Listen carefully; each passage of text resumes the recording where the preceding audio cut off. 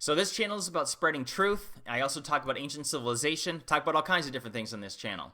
What I'm about to share with you, the Tao Te Ching, is absolutely worth your time. And real quick, before you press the back button thinking, oh wait, this is a video about a book, how lame. No. This is worth your time. It's the best $5.99 I've ever spent in my life on Amazon. And it's 81 chapters long. However, you can read it in 20 minutes because, like, most chapters are quite literally this long. The longest is this long. Nothing exceeds 1 page. And it's so much freaking truth. When you read it, you just know. It's like the gospel, so to speak. But, yeah, there's a lot of mystery behind this book. No one knows who wrote it or when, other than that it originates thousands of years ago in China. And it makes many mentions throughout the chapters about the ancients and how they knew the way. And that being said, that's the title of the book. It means the book of the way, or the book of the way of virtue. And there's a bunch of different interpretations for this book. You'll find different authors because they've spent so much time just trying to decipher it, trying to translate it and interpret it.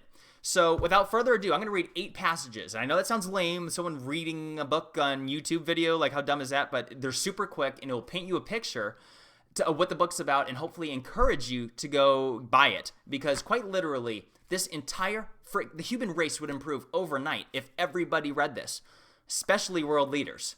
So let me skip. I'll read the very last chapter first, 81, which is titled True Words. You probably can't see that, so let me just get into it to get an idea. True words are often unpleasant. Pleasant words are often untrue. Those who know the truth do not argue. Those who argue do not know the truth. Scholars are seldom the wisest men, and wise men are seldom scholars.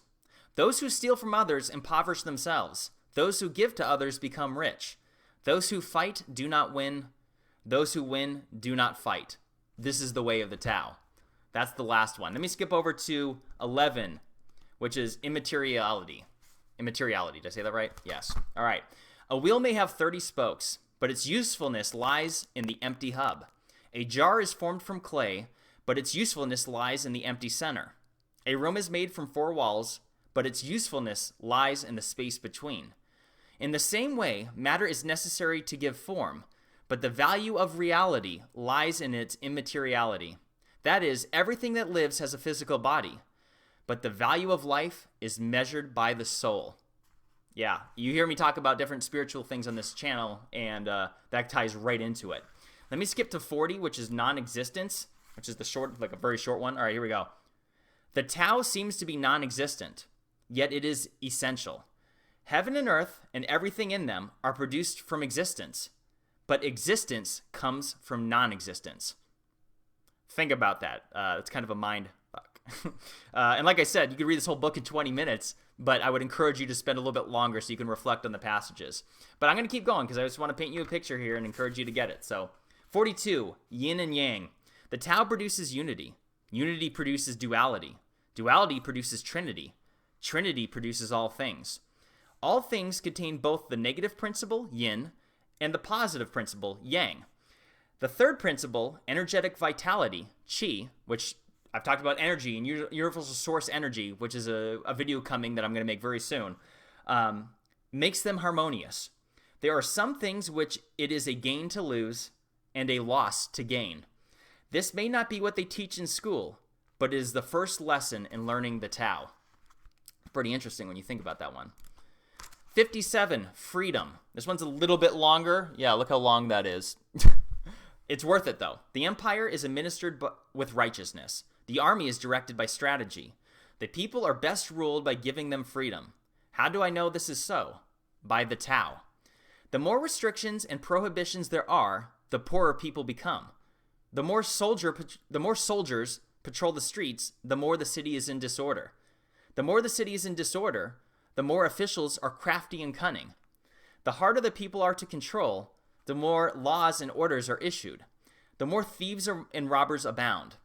The wise ruler says, if I practice restraint, the people will reform themselves.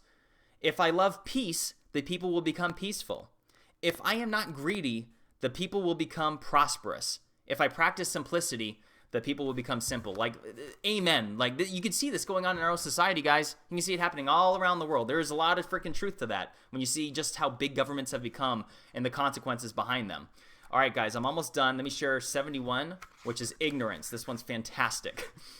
To know that there are some things that you cannot know is mental health. Not to know things that you ought to know is illness. The wise man recognizes the limits of his knowledge.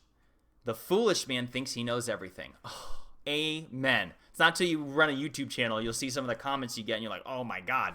Like, people think they know everything. Everyone thinks they know everything. Well, not everyone. Enlightened people, like whoever wrote this, truly understand it. All right, just 2 more, guys. I'm wrapping this up. 75, oppression. When taxes are excessive, the people starve.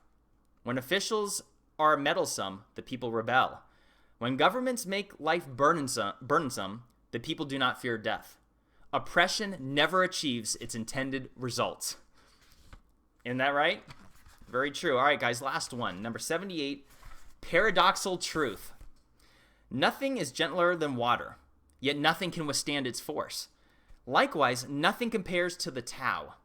By it, the weak defeat the strong. The flexible conquer the rigid.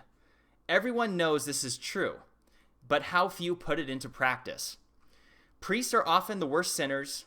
Government officers are often the worst criminals. The truth is often paradoxical. Again, this is the Tao Te Ching.